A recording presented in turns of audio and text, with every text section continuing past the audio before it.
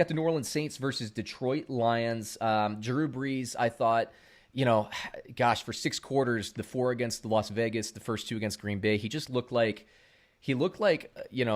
what you would imagine a puppy when his owner goes to work and he just sits at the door and is just crying. Like Michael Thomas, him being out really affected Brees, but I think he finally settled in that second half. So, and New Orleans, I'm not selling on New Orleans. New Orleans is still New Orleans. They're going to be good. Michael Thomas is going to come back. It's only an ankle sprain. Maybe not this week, but he will be back. So I like them. Detroit with Golladay back, they're a different team too. Their offense gets a lot better across the board. But let me hit you with projections here. Drew Brees, although I don't have as a start grade on him, I will start him.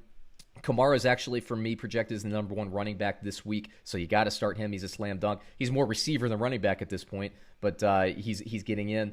New Orleans, if Michael Thomas is back, of course I start him. I struggle because TreQuan Smith still looks better to me, although Emmanuel Sanders got in the end zone. Then you got Cook.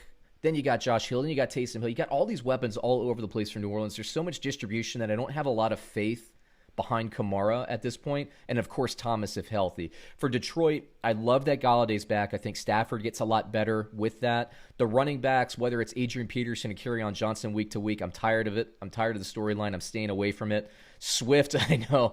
Swift to me still has value because he has a role, but Swift is killing me. I know he's killing David there. I think you have to be patient on Swift, but it's Detroit. Their rotation at running backs just drive me nuts. Golladay, I don't have a great start grade on him, but I think you start him, and I think Marvin Jones with Golladay in the lineup gets a lot better. I do have TJ Hockenson flagged as a very nice tight end matchup this week, although is freaking Jesse James going to steal his touchdown again this week? It happens all the time, but I do think you can start TJ Hockenson. He'd be a daily fantasy guy for me this week. I'd snap him up. Take it away, David. Dude, I hate Matt Patricia. I hate him. I hate him. Much. Like you mentioned him with Adam Gase. I'm about ready to hate on him more than Adam Gase. Like, dude, you talk about DeAndre Swift is hurting us. No, he's not. Matt Patricia is hurting us. DeAndre Swift is playing well. He dropped a touchdown week one. Got in the doghouse. Yeah. Boo-hoo, Matt Patricia. Get over it. Adrian Peterson, dude, 22 for 75. I get it. You won the game. Like, at a certain point, you need to get your best players involved. Like, do you want this offense to evolve? Do you want to be stuck in the Stone Age forever, Matt Patricia? Like, DeAndre Swift was the leading receiver for this team last week. The leading receiver for this team last week with no Kenny Golladay. He's clearly got skills. He caught 5 for 60. That's a good yards per reception. He had 1 catch, 19 yards. 19-yard reception. What are you going to do? Leave him on the bench the rest of the game? Yeah. What is wrong with you, Matt Patricia? And maybe I'm just, again, betting on rational decision-making to come around at some point. I would love to go out and buy DeAndre Swift just about everywhere right now because Dynasty for sure. This coaching staff is not surviving the season. No way. And redraft, too. Like, at a certain point, this team probably going to be out of playoff contention. It's going to make 0 sense to continue handing the ball off to Adrian Peterson 22 times games. At a certain point, just upper management is going to force Matt Patricia's hand, and they're going to want to get a look at DeAndre Swift because Kerryon Johnson ain't done nothing to stand out yet. Adrian Peterson, we know what he is. Go buy DeAndre Swift. You don't have to pay anything for him right now. He's cheap as heck, especially if you got running back issues and you're just looking to add depth. Go add DeAndre Swift. His value should, if Matt Patricia can pull his head out of his freaking yin-yang. Like, come on, Matt Patricia, come on.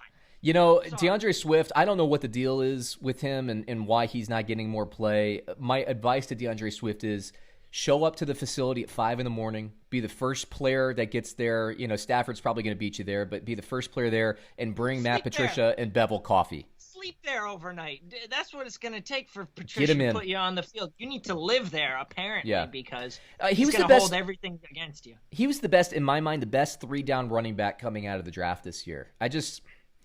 The idea, the hot hands, the whoever had the best practice, you get your best players on the field. Now, Golladay is going to make this Detroit Lions team better. I think it's going to be interesting because if I'm Detroit at this point, organizationally, I'm thinking maybe it's time to hit the reset button with respect to Stafford. Maybe trade Stafford to a team that wants a downfield passing quarterback like, I don't know, the Raiders. I think he'd be a very interesting, ship him out for a second-round pick for the Raiders, I think the Raiders would make that deal. I think they would.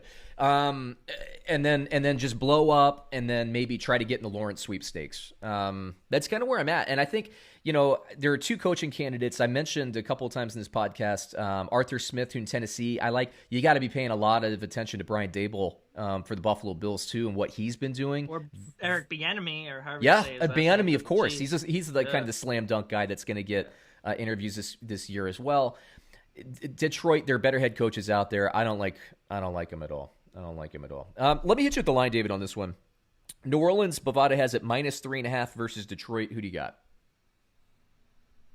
Detroit's getting that much respect. I mean, I get the Saints aren't the real Saints right now, but give me the pretender Saints over whatever Detroit is right now.